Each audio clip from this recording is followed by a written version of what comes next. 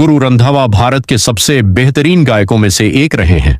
उनके गाने high rated गबरू और लाहौर को यूट्यूब पर 1 अरब से अधिक व्यूज मिले हैं। हर पार्टी, शादी, कार और क्लब में उनके गाने धड़ल्ले से बजते थे। लेकिन पिछले कुछ वर्षों में उनका जादू कहीं गायब सा हो गया है। उनके गाने अब कम आते हैं और जो आते भी हैं वे पहले जैसी लोकप्रियता हासिल नहीं कर पाते।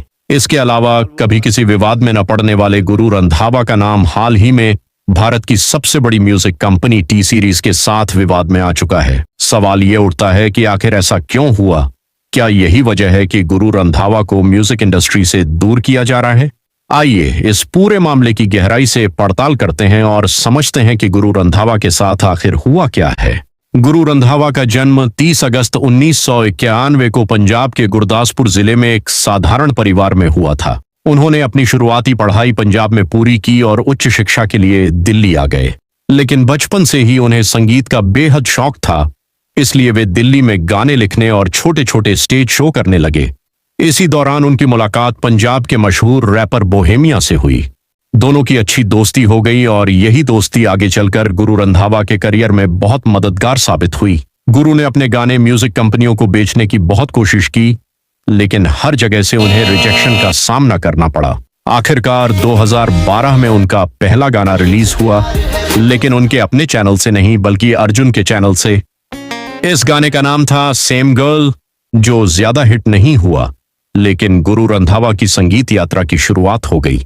करीब 2 साल तक गुरु रंधावा अपने यूट्यूब चैनल पर अलग अलग गाने अपलोड करते रहे, लेकिन उन्हें कोई खास प्रतिक्रिया नहीं मिली। फिर आया साल 2015, जो उनकी जिंदगी बदलने वाला था। बोहेमिया की सिफारिश पर टी सीरीज ने उनका गाना पटोला रिलीज किया। यह गाना रिलीज होते ही सुपरहिट हो गया और कई रिकॉर्ड तोड़ने लगा। इससे गुरु रंधावा को फेम मिलना शुरू हुआ और उन्हें बड़े म्यूजिक लेबल से ऑफर्स आने लगे। टी सीरीज ने उन्हें साइन करने का फैसला कर लिया और गुरु की जिंदगी 360 डिग्री बदल गई। 2016 में उनके 2 सुपरहिट गाने आए, शूट शूट करदा और बन जा तू मेरी रानी, जो जबरदस्त हिट हुए। फिर आता है 2017। सीरीज के साथ गुरु के 2 और गाने लाहौर और हाई रेटेड गबरू आए, जिन्होंने यूट्यूब पर 1 अरब से ज्यादा व्यूज हासिल किए। गुरु रंधावा इंडस्ट्री के सबसे बड़े पॉप स्टार्स में शामिल हो गए। लेकिन फिर अचानक सब कुछ बदल गया। गुरु रंधावा का करियर शानदार तरीके से आगे बढ़ रहा था, लेकिन फिर उनके और टी सीरीज के बीच विवाद खड़ा हो गया। 23 दिसंबर 2024 को गुरु रंधावा ने अपने यूट्यूब चैनल पर एक गाना पंजाब रिलीज किया, लेकिन टी सीरीज ने इस पर कॉपीराइट स्ट्राइक मार दी, जिससे गाना यूट्यूब से हटा दिया गया। इतना ही नहीं, टी सीरीज ने उनके पहले हिट गाने पटोला को भी अपने चैनल से डिलीट कर दिया। टी सीरीज ने ऐसा क्यों किया? इसका सीधा जवाब यही है कि आजकल सभी कलाकार स्वतंत्र रूप से काम करना चाहते हैं और गुरु रंधावा भी अपना खुद का यूट्यूब चैनल बनाकर इंडिपेंडेंट काम करना चाहते थे। लेकिन टी सीरीज नहीं चाहती थी कि उनके साथ है गायक स्वतंत्र हो जाएं, क्योंकि इससे उनके लेबल को नुकसान होता। गाने की मेहनत कलाकार की होती है, लेकिन उसका मुनाफा म्यूजिक कंपनियां कमाती हैं। यही कारण है कि टी सीरीज ने गुरु रंधावा को इंडस्ट्री से बाहर करने की कोशिश की। गुरु रंधावा ने अपने प्रशंसकों को आश्वासन दिया है कि वे जल्द ही नए गानों और फिल्मों के साथ वापसी करेंगे। गुरु रंधावा से पहले सोनू निगम भी टी सीरीज से नाराज हो चुके हैं। उन्होंने एक वीडियो अपलोड करके टी सीरीज के मालिक भूषण कुमार को पूरी तरह एक्सपोज कर दिया था। सोनू निगम ने कहा था कि म्यूजिक इंडस्ट्री आज के समय में पूरी तरह खोखली हो चुकी है।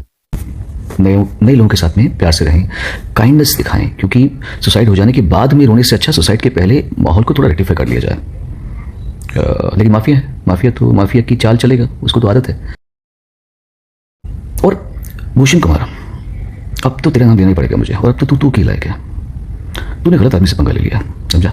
तू भूल गया वो टाइम जब तू मेरे घर पे आके भूल गया ना वो, भाई मेरी एल्बम कर दो, भाई दीवाना कर दो, भाई मुझे सारा श्री से मिलवा दो, भाई स्मिता ठाकरे से मिलवा दो, भाई बाल ठाकरे से मिलवा दो, भाई अबू सलीम से बचा लो। याद है ना? अबू सलीम से बचा लो मुझे, भाई अबू सलीम गालियां तेरा, याद है कि नहीं सब चीजें, है ना? तो मैं तुझे कह रहा हूं, मेरे मुंह मत लगना, तो बस माफिया इस तरह फंक्शन करता है। उसका वीडियो मेरे पास पड़ा है। अब अगर तूने मेरे से पंगा लिया तो वो वीडियो मैं अपने यूट्यूब चैनल में डाल दूंगा। और आजकल म्यूजिक का टेस्ट बदल रहा है। पहले लोग लोफाई और रोमांटिक गाने पसंद करते थे, लेकिन अब सब कुछ रैप म्यूजिक की ओर बढ़ रहा है। अब देखने वाली बात यह होगी कि क्या गुरु रंधावा इस रैप की दुनिया में अपने लिए जगह बना पाएंगे।